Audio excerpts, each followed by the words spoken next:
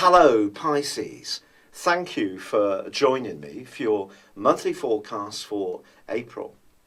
This month begins with the Sun in the part of your scope concerning your everyday resources and also your sense of values.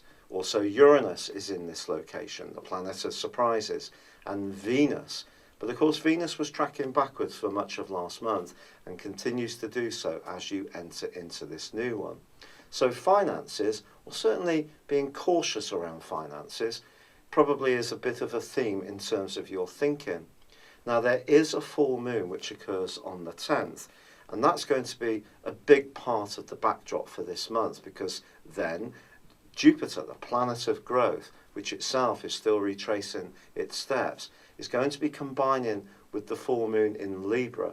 And if there's part of you that does want to be more expansive, especially if you've got a business idea or you want to invest in something that you're excited about, a big ticket item, this could be a tipping point in the month when you need to make a decision. But there are other factors that I need to tell you about which will help you to do this, I think, in a clearer minded way. But speaking of your mind, Mercury, the planet of communication, along with Mars, is in a superb part of your situation as April dawns. For the first 9 days, or 8 days I should say, the two are going to be cooperating brilliantly, giving you the chance to be thrusting, clear-minded and very enthusiastic in what you're trying to punch across to people, whether it's in a social context or something more serious around work. But Venus does return to your sign on the 3rd. This is a fascinating retrograde, quite honestly, lasting 60 days in total. It's going to go forwards on the 15th of this month, and it's going to leave your sign on the 28th and return back into Aries. But during its period this month, going through both signs, it is going to be squaring up to the rather repressive energies of Saturn. Saturn's in a more prominent part of your scope, has been for 2.25 years.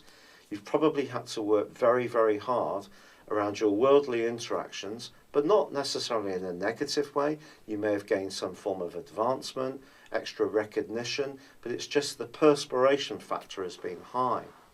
This is a month when there could be some kind of test that comes your way in a key relationship relating to your career or the way you interact with a boss or perhaps even someone who works for you.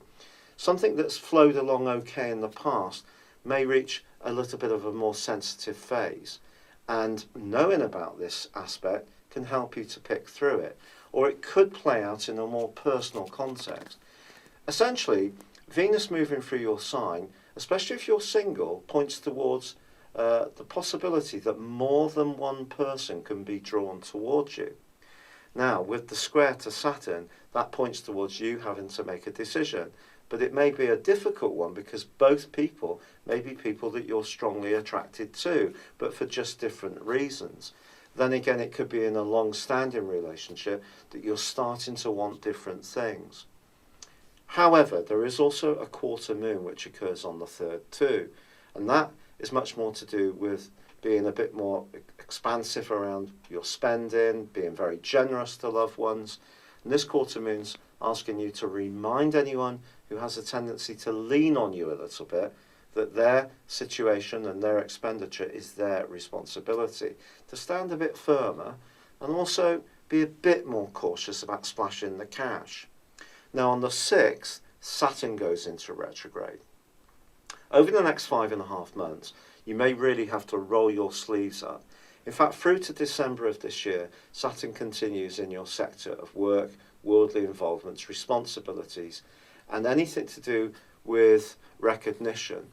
It doesn't mean to say that it's not going to come your way. It's just all about the perspiration factor. And it means that you may have to convince someone in a position of authority themselves that the idea or the skill set you've got is worthy of merit in the way that you think it is. Now, with Mars and Mercury combining brilliantly in the first week of this month, you can certainly have the gift of the gab then. But then Mercury goes into a retrograde from the 9th. And it's important to recognise through to the 20th that what you say or the emails you send or the text messages that you interact with someone around, they could be taken at face value. And you could be a bit more impulsive. And it's important to try and slow it down and make sure that every word is measured in an extremely thoughtful way.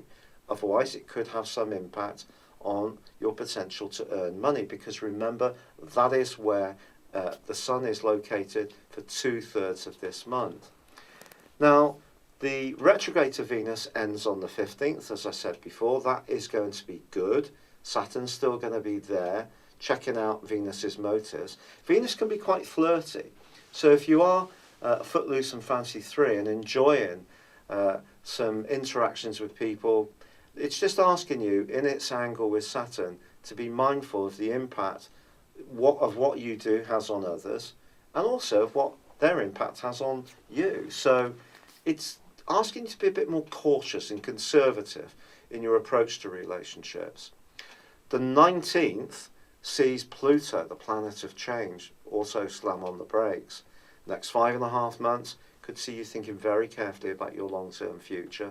Certainly, a sense of idealism has been threaded through this part of your scope since 2008. You want to be in the right location with the right people. Entirely understandable. But at times, perhaps, you need to be realistic about what's possible. And Pluto's just asking you to check that out along with Saturn's retrograde too, especially around work-based relationships.